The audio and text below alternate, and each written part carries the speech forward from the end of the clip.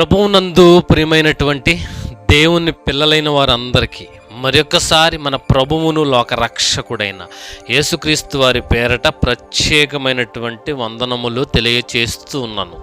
దేవుడిచ్చినటువంటి ఉచితమైన కృపను బట్టి ఈరోజు మనం సురక్షితముగా సజీవముగా ఉన్నాము. కాబట్టి మనమందరము తండ్రి అయినటువంటి దేవుని పట్ల కృతజ్ఞత కలిగి ఉండాల్సినటువంటి బాధ్యత మనందరిపైన ఉన్నది అని మరొక్కసారి మీ ఆత్మీయమైన సహోదరుడిగా మీ అందరికీ తెలియచేస్తూ అందరూ సంతోషముగా ఆనందంగా ఉండాలని కోరుకుంటున్నటువంటి వారిలో నేనును ఒకడిని. కాబట్టి కొద్ది నిమిషాల పాటు దేవుని వాక్యాన్ని ధ్యానము చేద్దాం. ఈరోజు మన పాఠం యేసుక్రీస్తు వారు శిలువలో పలికిన 4వ మాట. యేసుక్రీస్తు వారు శిలువ పైన పలికినటువంటి 4వ మాట. యేసుక్రీస్తు వారి నోట నుండి వచ్చినటువంటి ప్రతి మాట చాలా విలువ కలిగితే మనందరికీ అవసరమైనటువంటి మాటలే ఆయన వచ్చి భూమి మీదకు వచ్చి మనకందరికీ చెప్పడం జరిగింది. యేసుక్రీస్తు వారు శిలువ మీద పలికినటువంటి ఈ మాటలు ఇప్పుడు సందర్భానుసారంగా మనం ఆలోచన చేస్తూ ఉన్నాము. కాబట్టి యేసుక్రీస్తు వారు శిలువ మీద పలికినటువంటి 4వ మాట ఏంటి అని ఆలోచన చేస్తే మత్తయి సువార్త 27వ అధ్యాయము 45-46 వచనాలు చూద్దాం. మత్తయి సువార్త 27వ అధ్యాయము 45-46 వచనాలు. మధ్యాహ్నము మొదలుకొని 3 గంటల వరకు ఆ దేశమంతటా చీకటి కమ్మెను.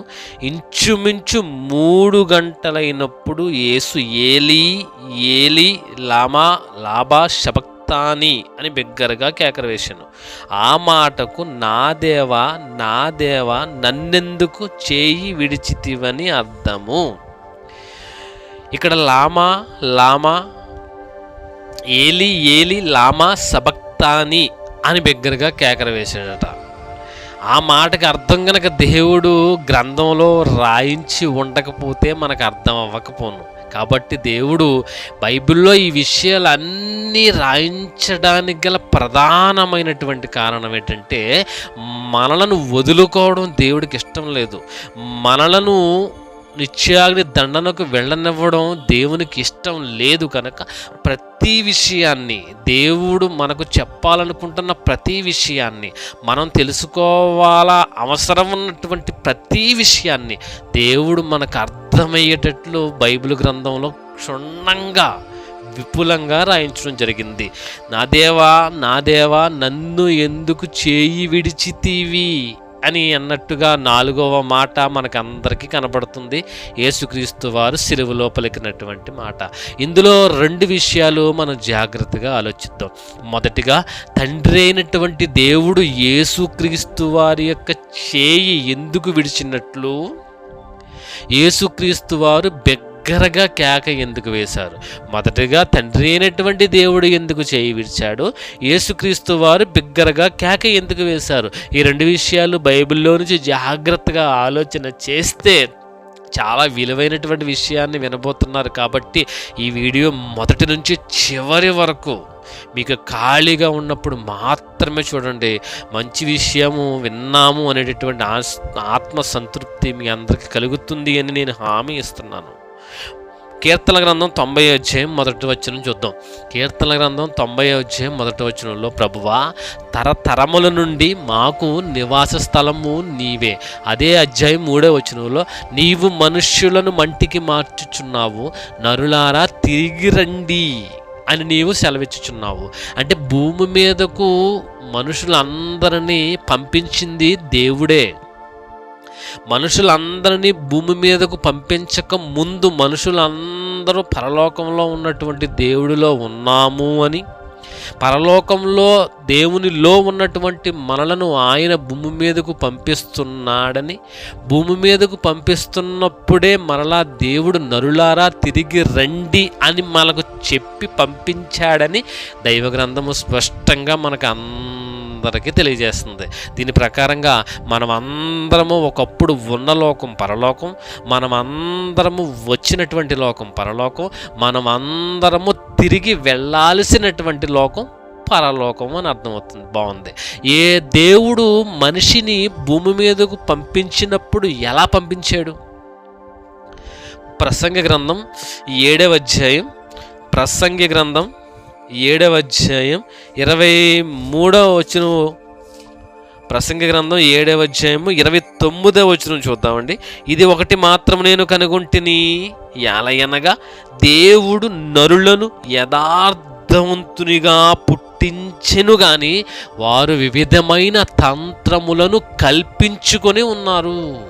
అంటే మనుషులను దేవుడు యథార్థంగా, నీతిమంతులుగా, పరిశుద్ధులుగా, పవిత్రులుగా, పాపము లేనివారిగా, కల్మషము లేనివారిగా, అపవిత్రత లేనివారిగా, పరిశుద్ధంగా, యథార్థవంతులుగా మనిషిని దేవుడు భూమి మీదకు పుట్టించాడు.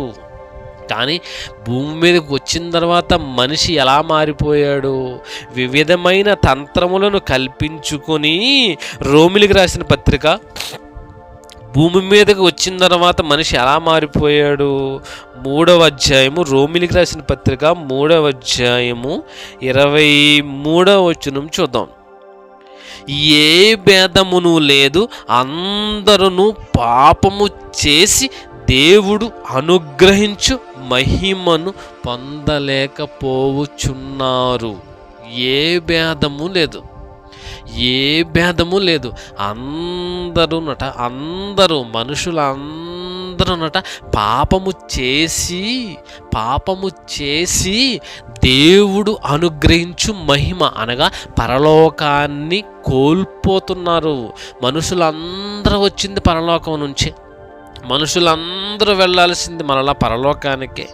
పరలోకం నుంచే వచ్చినటువంటి మనము తిరిగి మనలా పరలోక రాజ్యానికి రమ్మని దేవుని చేత ఆహ్వాన పత్రిక పొందినటువంటి మనము భూమి మీదకు వచ్చిన తర్వాత దేవుడు బ్రతకమన్నట్టుగా కాక, దేవుడు మనిషిని యథార్థవంతుడిగా పుట్టిస్తే భూమి మీదకు వచ్చిన తర్వాత మనిషి యథార్థత కోల్పోయి పాపము చేసి దేవుడు అనుగ్రహించేటటువంటి, దేవుడు రమ్మన్నటువంటి పరలోక రాజ్యానికి వెళ్ళలేకపోతున్నాడు. రోమిలికి రాసిన పత్రిక 6వ అధ్యాయము 23వ వచనం. యాలయనగా పాపము వలన వచ్చు జీతము మరణము. పాపము వలన వచ్చే జీతం మరణం. ఏ మరణం? ఆత్మీయమైనటువంటి మరణం. ఆత్మీయ మరణం అనగా నరకం. పరలోకము మనిషికి మరణం ఉంటుంది అని, మరణం తర్వాత 2 లోకాలు ఉన్నాయని, అది పరలోకం ఒకటి, నరకము ఒకటి అని, ఈ మరణం కేవలం ఈ శరీరానికి మాత్రమేనని, ఆత్మకు మరణం లేదని మనకందరికీ తెలుసు.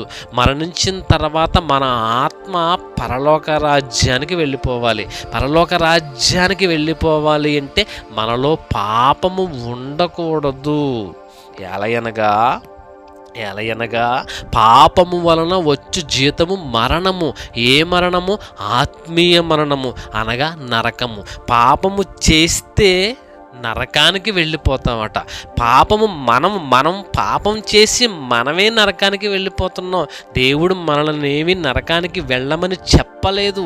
మనం చేసినటువంటి క్రియలను బట్టే, మనం చేసినటువంటి పనులను బట్టే, మనం చేసినటువంటి పాపాలను బట్టే మనం నరకానికి వెళ్ళిపోతున్నామే తప్ప మనంతటా మనమే చేసి మనమే వెళ్ళిపోతూ నింద మాత్రం దేవుని మీద వేసేస్తున్నాం.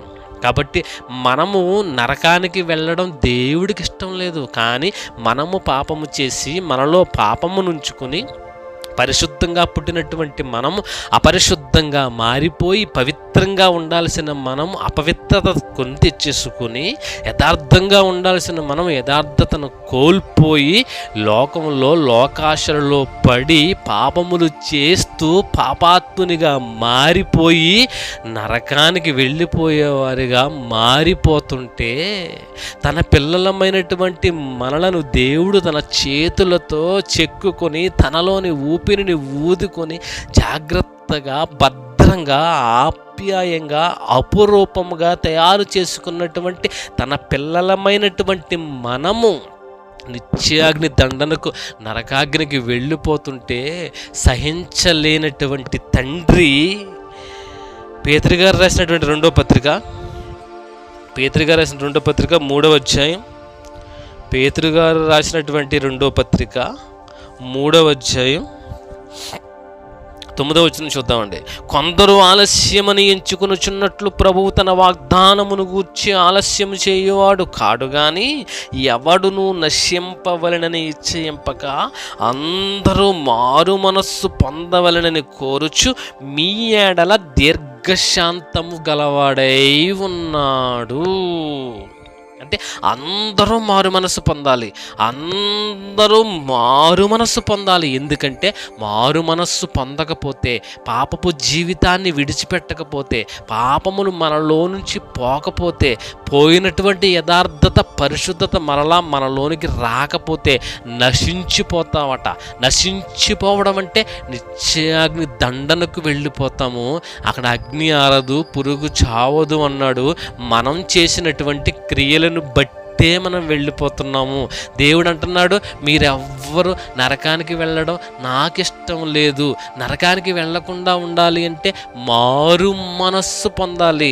మీరు మారు మనస్సు పొందాలి అంటే ఆల్రెడీ మీరు చేసేసినటువంటి పాపాలు మీలో నుంచి పోవాలి. అలా పోవాలి అంటే దానికి పరిశుద్ధుడైనటువంటి వాని యొక్క రక్తము అవసరమై ఉంది.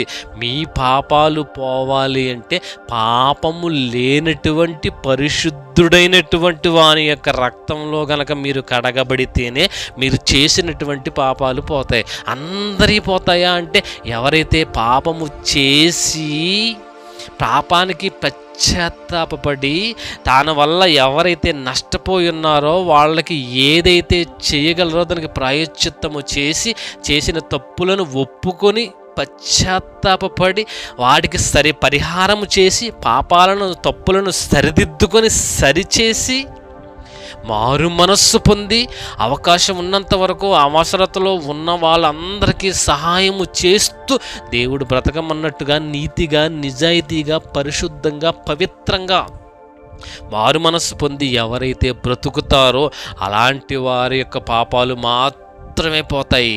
అలాంటి వారు మాత్రమే పరలోక రాజ్యానికి అర్హులుగా ఎంచబడతారని. మన పాపాలు పోవాలి అంటే మన దగ్గర ఉన్నటువంటి కోట్ల డబ్బుతో మన పాపాలు పోవు, మన దగ్గరున్న బంగారంతో మన పాపాలు పోవు, మన దగ్గరున్న వజ్రాలతో మన పాపాలు పోవు, మన దగ్గరున్న కార్లతో పోవు, బైకులతో పోవు, మేడలతో పోవు, మిద్దులతో పోవు, పదవిలతో పోదు, దేనితోనూ పోదు. కానీ కేవలము ఎవరి వల్ల పోతుందట? తిమోతికి రాసిన మొదటి పత్రిక, తిమోతికి రాసినటువంటి మొదటి పత్రిక 1వ అధ్యాయము 15వ వచనం చూద్దాం.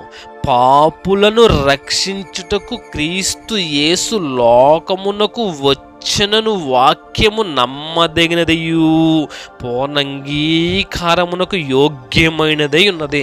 పాపులను రక్షించుటకు, పాపములను తీసివేయుటకు, పాపములు తీసివేసుకోగలిగినటువంటి మారు మనస్సు పొందుటకు అవసరమైన మాటలు చెప్పడానికి, పాపము పోవాలి అంటే ఏం చెయ్యాలో చెప్పడానికి తండ్రి అయినటువంటి దేవుడు తన ప్రియ కుమారుడైనటువంటి దేవుడైనటువంటి యేసుక్రీస్తుని భూమి మీదకు పంపించడం జరిగింది.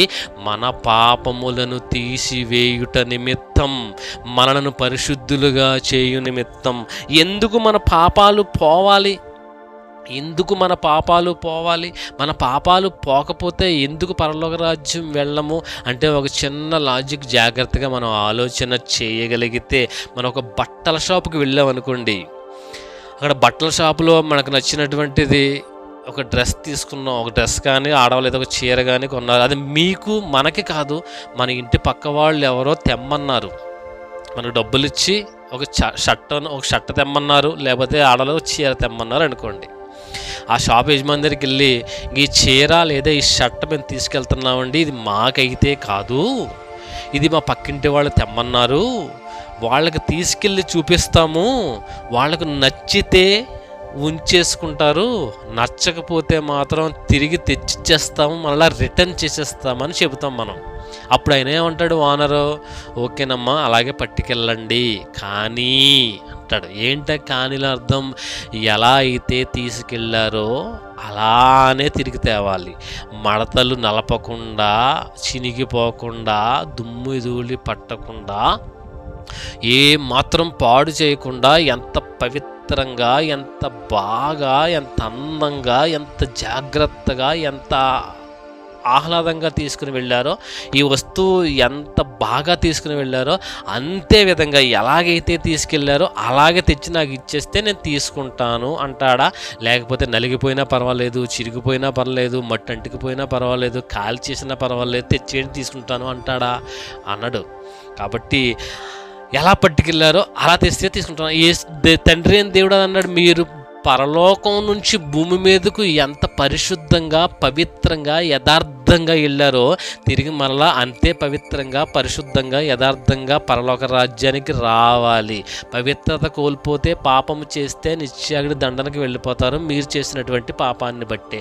ఇప్పుడు మనిషిని పరలోక రాజ్యానికి వెళ్ళనివ్వకుండా అడ్డొచ్చేది ఏది? పాపం. మనిషిలో ఉన్న పాపము పోవాలి. పాపము పోతేనే కానీ పరలోక రాజ్యానికి వెళ్ళలేము. పాపము పోవాలి అంటే భూమి మీద దేనితోనూ పోదు. కాబట్టి తండ్రి అయినటువంటి దేవుడు తన ప్రియకుమారుడైనటువంటి యేసుక్రీస్తుని భూమి మీదకు పంపించాడు. అదే చెప్తున్నాడు, పాపులను రక్షించుటకు క్రీస్తు యేసు లోకమునకు వచ్చెను. యెషయా గ్రంథం 53వ అధ్యాయం, యెషయా గ్రంథం 53వ అధ్యాయం 6వ వచనం చూద్దామండి. యెషయా గ్రంథం 53వ అధ్యాయం 6వ వచనం, మనమందరమును గొర్రెల వలె త్రోవ తప్పిపోతిమి, మనలో ప్రతివాడును తనకిష్టమైన త్రోవకు తొలిగెను, యెహోవా మనందరి దోషమును అతని మీద మోపెను. ఎవరతను? ఆయనే యేసుక్రీస్తు. మనందరి దోషాలు, మనం చేసినటువంటి పాపాలు, మనం చేసినటువంటి నేరాలు, మనం చేసినటువంటి చెడు కార్యాలు, మనం చేసినటువంటి లోకానుసారమైనటువంటి దేవునికి వ్యతిరేకమైన కార్యములన్నిటినీ ఆయనట మన వల్ల పోవగాబట్టి, మనం ఏం చేసినా పోవగాబట్టి ఆయన మనకు మరొక అవకాశం ఇవ్వాలి. కాబట్టి మరలా మరొక అవకాశం ఇస్తేనే మనం మారు మనసు పొంది బ్రతకడానికి అవకాశం ఉంటుంది. కాబట్టి అప్పటి వరకు చేసిన వాటి అన్నిటినీ, మన దోషాలన్నిటినీ ఆయనట యేసుక్రీస్తు వారి మీద మోపారట. అంటే ఆయన యేసుక్రీస్తు ఏ నేరము చేయలేదు, ఏ దోషము చేయలేదు, ఆయన ఎందుకు ఏ కపటము లేదు, ఆయన ఏ పాపము చేయలేదు. ఆయన నిందారహితుడు, నోటితో కూడా పాపము చేయనటువంటి పరిశుద్ధుడు. అలాంటి పరిశుద్ధుని పైన మనందరి పాపాలు ఆయన మీద మోపేసరికి ఆయన పాపాత్ముడుగా మారిపోయాడు. మనలను నిర్దోషులుగా చేయడానికి ఆయన దోషిగా మారిపోయాడు. మనలను పవిత్రముగా చేయడానికి ఆయన అపవిత్రంగా మారిపోయాడు. మనలను తప్పించడానికి ఆయన శిక్ష తన మీద వేసుకున్నాడు. మనలను పాపరహితులుగా చేయడానికి ఆయన పాప సహితునిగా మారాడు. తండ్రి అయిన దేవుడు మన అందరి దోషాలను ఆయన మీద శిలువలో ఆ సమయంలో మోపేసరికి ఆయన మీద, ఆయన శరీరం మీద మనందరి పాపాలు ఉన్నాయి. ఆయన పాపాత్ముడుగా మారిపోయాడు మనను పరిశుద్ధులుగా మార్చడానికి. మన పాపాలు ఆయన మీద మోపేసరికి ఆయన పాపాత్ముడుగా కనపడ్డాడు. ఆ సమయంలో పాప శరీరముతో ఉన్నటువంటి మనందరి పాపాలను మోస్తున్నటువంటి ఆయన చెయ్యి తండ్రి అయిన దేవుడు విడిచిపెట్టడము జరిగింది. కొరింథీయులకు రాసినటువంటి రెండో పత్రిక 5వ అధ్యాయం, కొరింథీయులకు రాసినటువంటి రెండో పత్రిక 5వ అధ్యాయం 21వ వచనం చూద్దామండి. ఎందుకనగా మనము ఆయన యందు దేవుని నీతి అగునట్లు పాపము ఎరుగని ఆయనను మన కోసము పాపముగా చేసెను. ఎవరైనా యేసుక్రీస్తుని, పాపము ఎరగనటి వింటి యేసుక్రీస్తుని మన పాపముల నిమిత్తం మన పాపముల నిమిత్తం ఆయన మన పాపముల నిమిత్తం మనము దేవుని నీతి అగునట్లు, మనము నీతిమంతులగునట్లు, మనం పరిశుద్ధంగా మారడానికి మనకు మరొక అవకాశం కలిగించడానికి, మన పాపాలు తీసివేయడానికి ఎవరైతే యేసుక్రీస్తు యందు నమ్మిక ఉంచి పాత జీవితాన్ని వదిలిపెట్టి నేరాలు ఘోరాలు మానివేసి చేసిన తప్పులను ఒప్పుకొని పశ్చాత్తాపపడి చేసిన తప్పులకు సరి చేసుకొని అవకాశం ఉన్నంత వరకు అవసరతలో ఉన్న వాళ్ళకి సహాయము చేస్తూ నీతిగా నిజాయితీగా పరిశుద్ధంగా పవిత్రంగా పాత జీవితాన్ని వదిలేసి కొత్తదిగినటువంటి నూతనమైనటువంటి పసిపిల్లవాడి వంటి మనస్సును ధరించుకుని దేవుడు బ్రతకమన్నట్టుగా బ్రతుకుతారో అలాంటి వారి పాపాలను తీసివేసి అలాంటి వారిని నీతిమంతులుగా చేయుట కొరకు ఆయనను అనగా యేసుక్రీస్తుని మన కోసము పాపముగా చేసెను. పాపముగా మారినటువంటి యేసుక్రీస్తు వారి యొక్క చేయి తండ్రి అయిన దేవుడు మన కోసమే విడవడము జరిగింది. మనం చేసిన దోషముల ఫలితంగానే ఆయన తండ్రి అయిన దేవుడు యేసు చేయి విడవడం జరిగింది. మన పాపాలకు ప్రతిఫలముగానే మన దోషాలు ఆయన మీద వేయడం కొరకే వేసిన కారణం చేతనే ఆయన దోషాత్ముడుగా పాపాత్ముడుగా నిందలు భరించేవాడిగా ఆ సమయంలో ఉండేసరికి ఆయన చేయి విడిచేసాడు, మన చెయ్యి పట్టుకున్నాడు. మన చెయ్యి పట్టుకోవడం కోసం, మనలను దగ్గరికి రప్పించుకోవడం కోసం, మనలను తనలో ఐక్యం చేసుకోవడం కోసం, మనకు పరలోక రాజ్యంలో చోటు ఇవ్వడం కోసం, మన చెయ్యి పట్టుకోవడం కోసం యేసుక్రీస్తు చెయ్యి తండ్రి అయిన దేవుడు విడిచిపెట్టాడు. ఆ సమయంలో పాపము చేయనటువంటి ఆయనను పాపాత్ముడుగా మారిపోయాడు. మన పాపాలన్నీ ఆయన మీద మోపేసి ఆయన చెయ్యి విడిచేసి మన చెయ్యి పట్టుకున్నాడు దేవుడు. ఆ సమయంలో అది తండ్రి అయిన దేవుడు ఆయన చెయ్యి విడవడానికి గల కారణం. మరి యేసుక్రీస్తు వారు బిగ్గరగా కేక వేసి అన్నారు. ఎందుకు ఆయన బిగ్గరగా కేక వేశారు? ఫిలిప్పీయులకు రాసిన పత్రిక 2వ అధ్యాయం, ఫిలిప్పీయులకు రాసిన పత్రిక 2వ అధ్యాయం 6-7 వచనాలు చూద్దాం. ఆయన దేవుని స్వరూపము కలిగిన వాడే యుండి దేవునితో సమానముగా ఉండుట విడిచిపెట్టకూడని భాగ్యమని ఎంచుకొనలేదు, కానీ మనుష్యుని పోలికగా దాసుని స్వరూపమును ధరించుకొని తన్ను తానే రిక్తునిగా చేసుకొనెను. ఆయన ఆకారమందు మనుష్యుడిగా కనబడి మరణము పొందునంతగా, అనగా శిలువ మరణము పొందునంతగా విధేయత చూపిన వాడే తన్ను తాను తగ్గించుకొనెను. మనుష్యుని పోలికగా పుట్టి మనలాంటి రక్త మాంసాలు కలిగినటువంటి వానిగానే యేసుక్రీస్తు వారు భూమి మీదకి వచ్చారండి. మనకి ఎలాంటి రక్తం ఉందో ఆయనకి అలాంటి రక్తమే, మనకి ఎలాంటి శరీరం ఉందో ఆయనకి అలాంటి శరీరమే. మనకు ముళ్ళు గుచ్చుకుంటే ఎంత నొప్పి కలుగుతుందో ఆయనకి అలాగే కలుగుతుంది. మనం ఆఫ్టర్లో ఒక చిన్న ముళ్ళు గుచ్చుకుంటేనే తట్టుకోలేకుండా విలవిలలాడిపోతున్నామే, అలాంటిది ఆయన తల మీద ముళ్ళ కిరీటం. ఆ ముళ్ళ కిరీటం ఏమైనా ముళ్ళంటి ముళ్ళు అనుకున్నారా? 2 అంగుళాల ఇనప ముళ్ళు టైప్ ఉన్నటువంటి కిరీటాన్ని తల మీద పెట్టి కణతలలో దిగిందా లేదా అని ఈ విధంగా ఇలా గుచ్చుతుంటే ఇక్కడ నుంచి కారుతున్నటువంటి నెత్తురు ఒళ్ళంతా, ఒక పక్క తలపైన ముళ్ళ వలన చేయబడినటువంటి గాయాలు, ఒళ్ళంతా కొరడాలతో తూట్లైపోయేలాగా శరీరం అంతా దున్నివేయబడిపోయింది.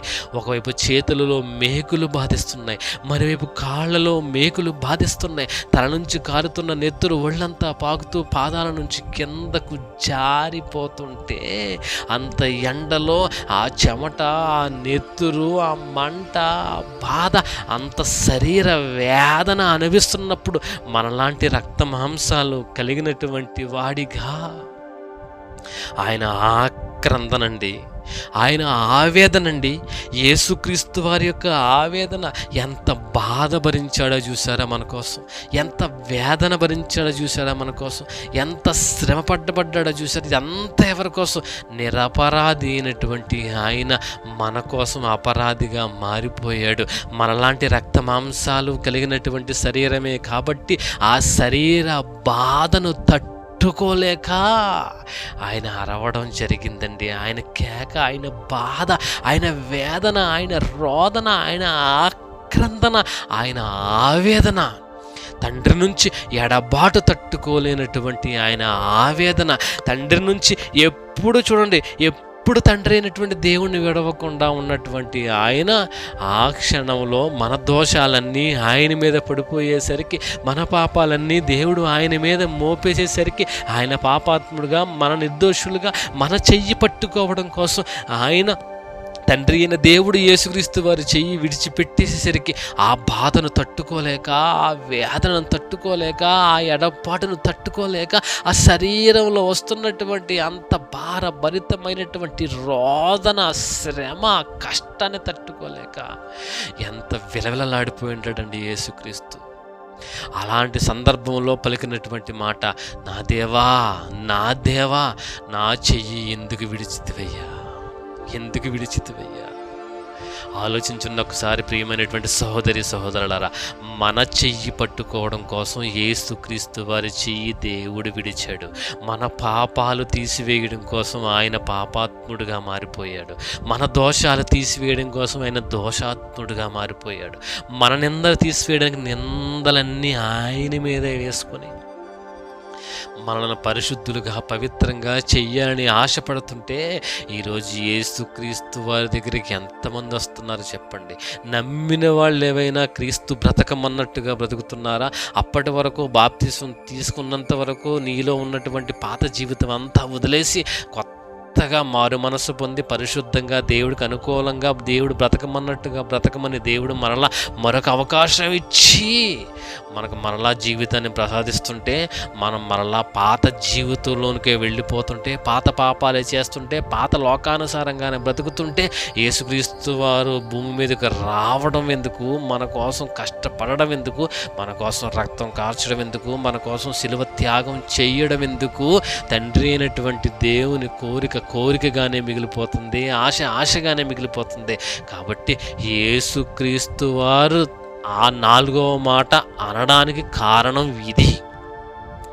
ఇదంతా మీకు అర్థమయ్యింది అనుకుంటూ మనం అందరము దేవుని కొరకు బ్రతకాలని మనస్ఫూర్తిగా కోరుతూ, అనేక మందిని దేవుని వైపు త్రిప్పుటకు మన జీవితమే వాళ్ళకి ఒక మాదిరికరంగా చూపించాలని మనస్ఫూర్తిగా కోరుతూ, ఇంతవరకు ఓపికగా శ్రద్ధగా విన్న మీ అందరికీ మరొక్కసారి ప్రత్యేకమైన ధన్యవాదాలు తెలియజేసుకుంటూ, దేవుడు మిమ్మును మీ కుటుంబాలను దీవించి ఆశీర్వదించి భద్రపరిచి కాపాడాలని మనస్ఫూర్తిగా కోరుతూ, please like, share and subscribe my channel.